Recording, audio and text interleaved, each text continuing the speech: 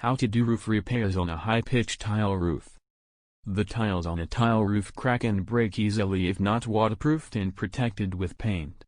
More so with cement tiles, as soon as the protective paint weighs down, water is absorbed and the tile perish. Needless to say that if the tiles fail, water will enter the roof and accumulate in the form of moisture, damp.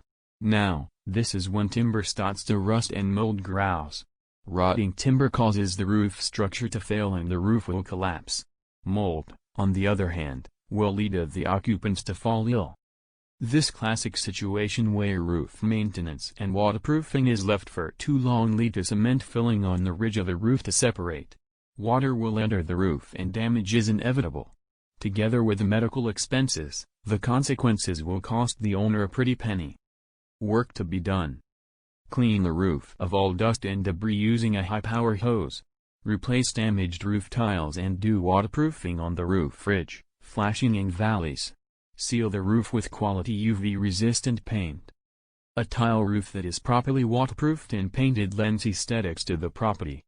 The occupants can now rest assured that they are properly protected against the elements. Tremco issued a 5-year guarantee certificate on the material and workmanship.